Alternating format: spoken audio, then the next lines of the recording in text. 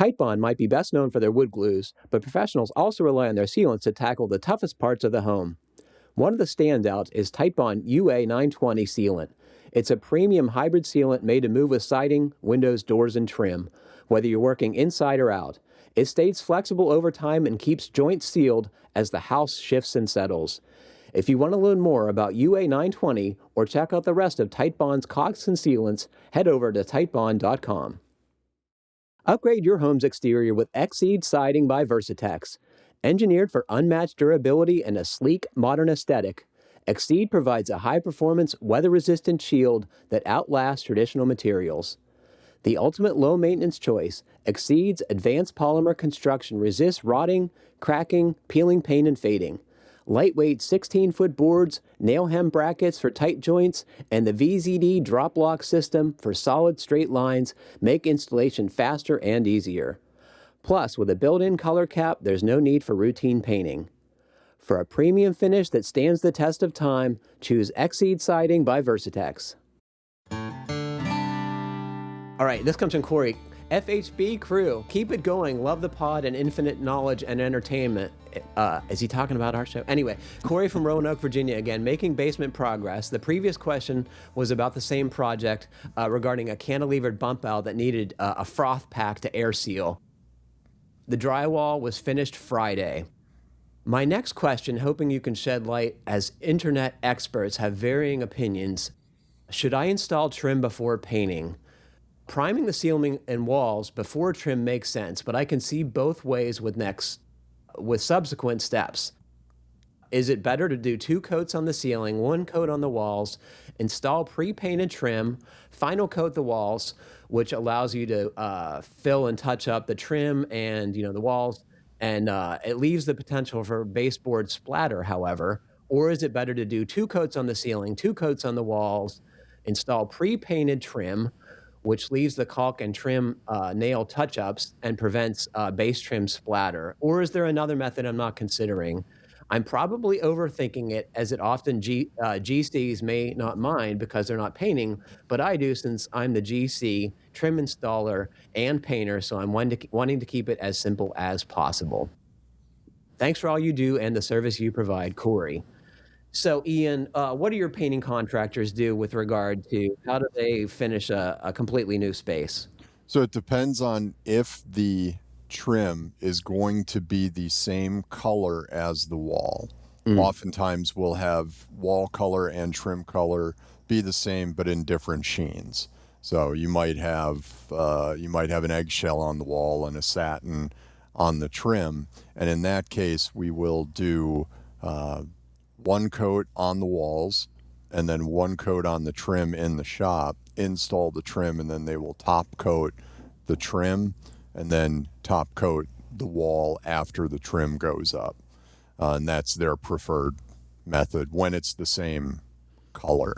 When it's not the same color, then it typically is getting completely painted in our shop and then just touched up as lightly as possible for nail holes. Wow. And most of us need to caulk the top of baseboards where it meets the wall, right? To fill the inevitable gaps from the waviness in the wall. What do you do about that?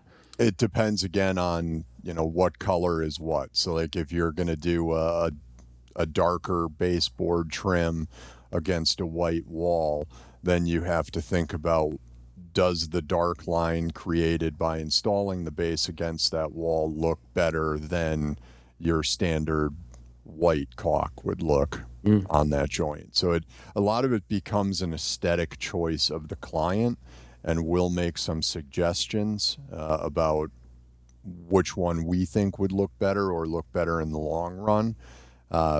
There is a long-standing disagreement at my company of whether or not you should ever caulk crown molding on cabinets to the ceiling, and there's a lot of vigorous debate from both sides as to why you would or would not do that. I'm intrigued. So where do you fall in this camp? Do you caulk crown molding to the ceiling? If the clients do not like the dark line, and they are willing to accept that it's going to crack inevitably.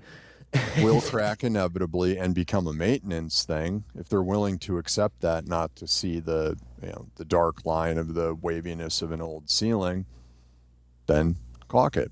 If they go, yeah, then I'll just get over it. I'll ignore it. Randy, what do you like to see done? Trim painted ahead of time, or when it's on the wall? I was way luckier.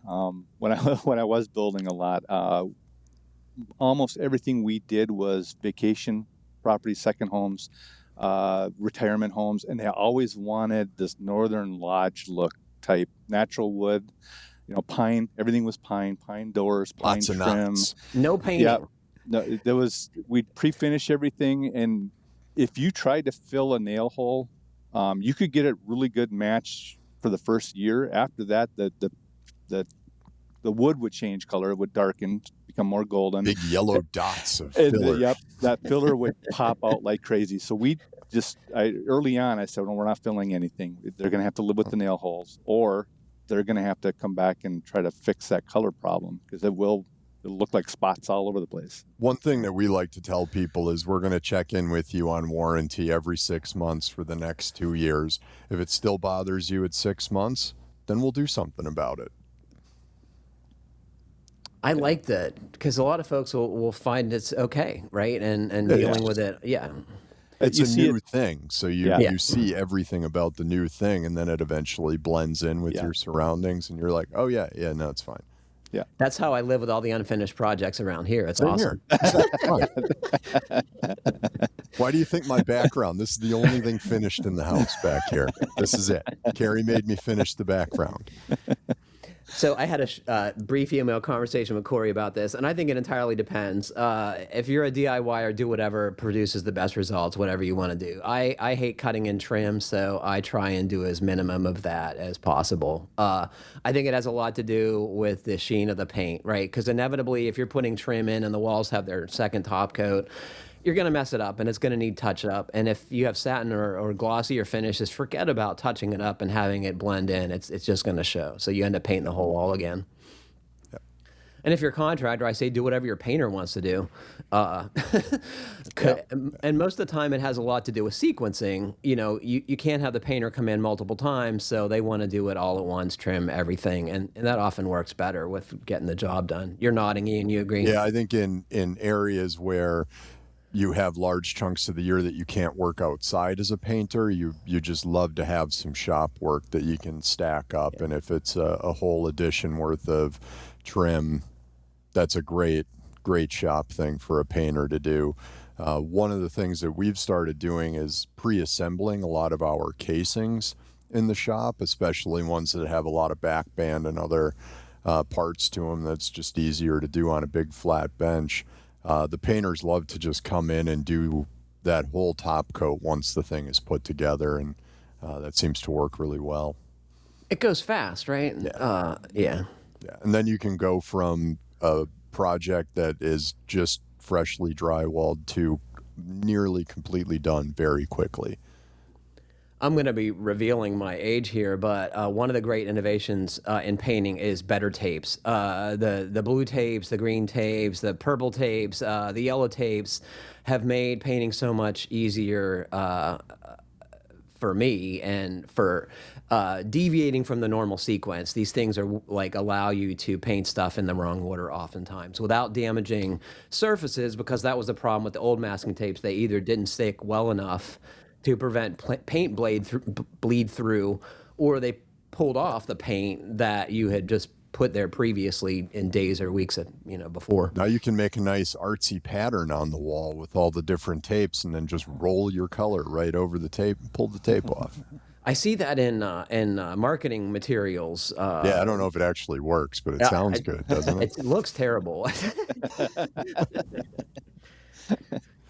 This letter made me think of another one of my favorite George Carlin lines, where he referred to someone as dumber than a second coat of paint.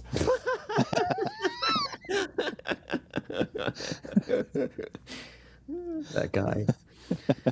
I hope listeners will write in with their thoughts on this subject. I think it entirely depends on your particular workflow and the scenario at hand, but I try and do a minimum of cutting in. That's what I would Ask say. your painter. And if you happen to be the painter, ask yourself. Yeah. What do you want to do?